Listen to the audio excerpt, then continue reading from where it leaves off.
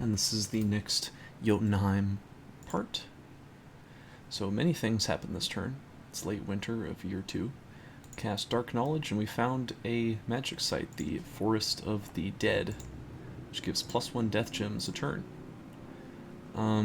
We took this province, I think, pretty losslessly.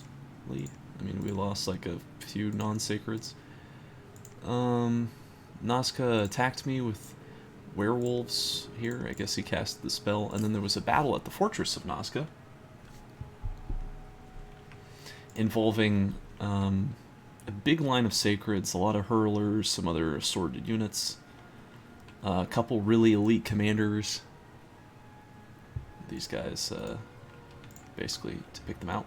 Against the Nazca Defense Force, some archers, more archers, a few condors, a lot of ghouls. This guy was basically spamming ghouls to hold up the walls. His god, which is a rock. These are his paths. This is the bless again. This thing's pretty strong. 33 protection means it's kind of impossible to pop. He's got a lot of elite mages too. So we'll have to see how this goes. I've been attacked, basically as I've been sieging down the walls of Nazca, he's been throwing just hordes and hordes of stuff at me every single turn. He's just spawning more and more condors and other units that he's sending after me. So this army's gone through a lot, and they're pretty badly wounded. The sacred condors are really strong when they're blessed. These things kind of make this nation quite good, and you get so many of them for such high value, especially if you're printing them from your pretender. It's very efficient gem-wise. But I've put a line of sacreds in the back, and I put a line of sacreds in the front to deal with attack rear commands. And yeah, we killed all the condors pretty efficiently. And then a bunch of ghouls show up, and they're absolutely no match. I mean, the ghouls are hitting for 7 damage. Their poison's pretty dangerous. Paralyzing my guys, giving them high fatigue is quite nasty. This much fatigue really hurts their stat line. But they are just ghouls, and they get banished and murdered very quickly. He's got some ogres too. They just get erased.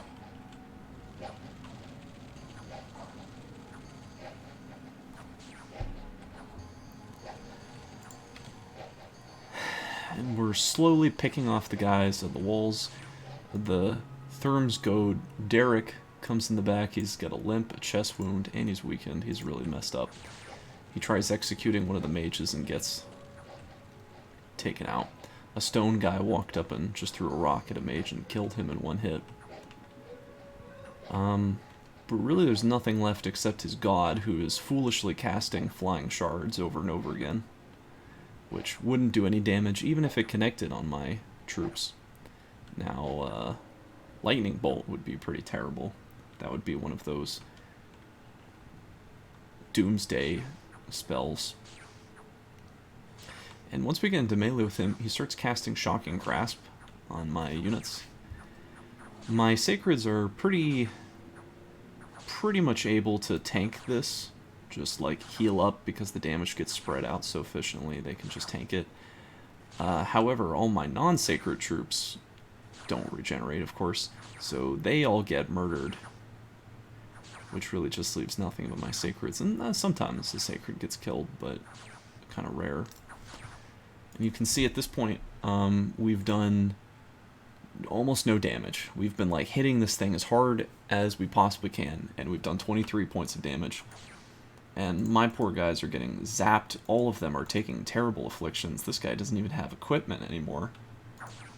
But they're all really messed up. This whole army is extremely bruised. And it's not even looking like they're going to be able to kill him. Just his Shocking Grasp are slowly wearing away my guys.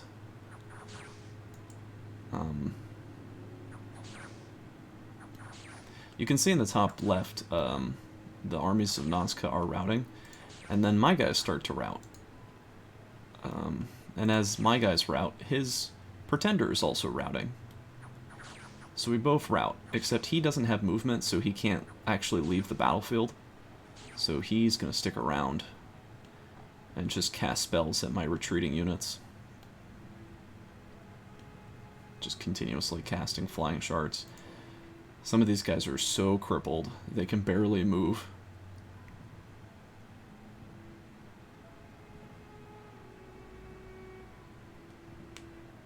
And it's a sad day for Jotunheim,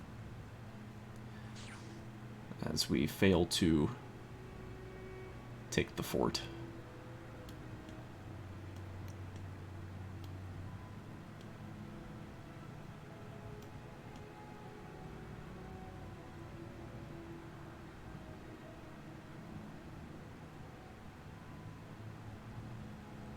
Oops.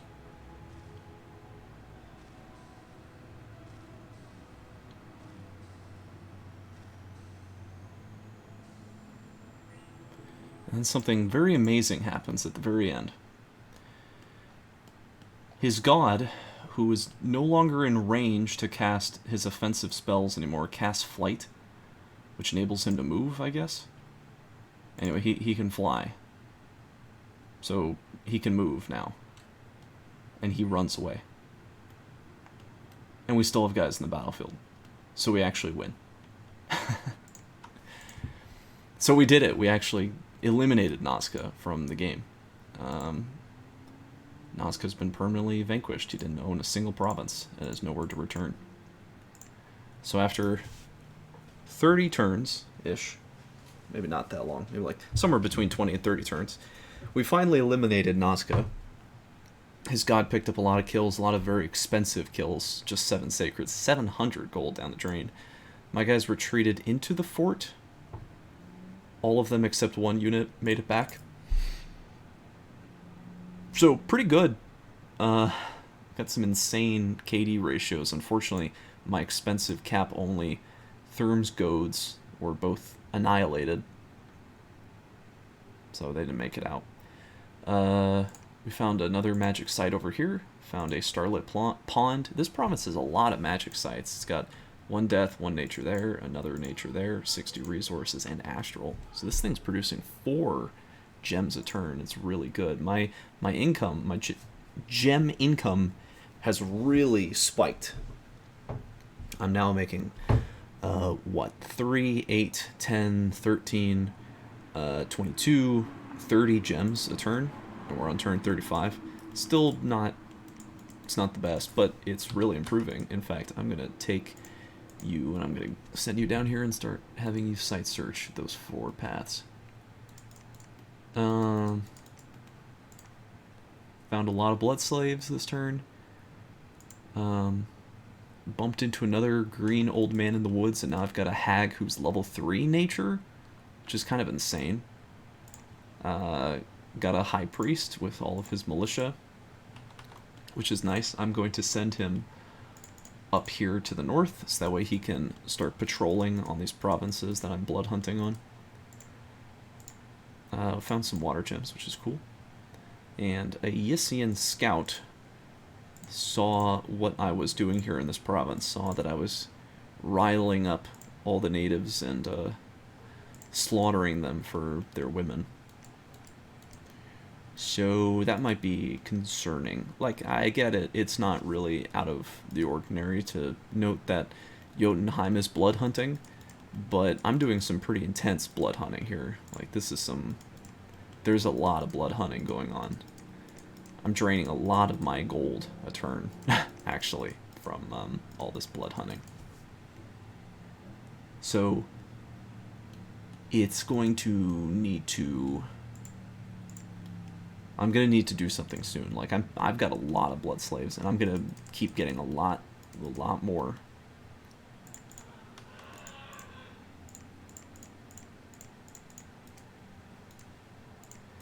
Yeah, this province is probably not going to come up with anything. And this one here, I don't even have wolves to go here. I'll just have you patrol around, because I want you to collect the pack of wolves that are going to spawn. Yeah, I just need more and more commanders. I'm worried about this province because my Scrotty just got diseased. So I'm concerned that there's some hidden death site here that's causing disease, so I'm scouting it with Dark Knowledge off this guy. And I got an Earth 3 Enchantress, which is like insanely lucky to get an Earth 3 Enchantress. Now, granted, it's not actually that useful because I already have an Earth 4 dude, my monolith, but she can wear Earth boots and she can hold a Bloodstone, which is fantastic. That means I can get into Earth 5, which lets me cast... With Earth 5, I can cast King of Elemental Earth, which is really good. Excellent spell. That I normally would not have been able to do, because my monolith cannot wear Earth shoes. Oh, never mind. He could have done it. Yeah, he could have just put on a Bloodstone. Still, it's very lucky, random. I can still site search with it, so I'm going to do that. In fact, I'm going to send her down here across the ocean to site search Earth in this province and see if I can find anything there. As far as I'm aware, Ashdod is currently being invaded by oh,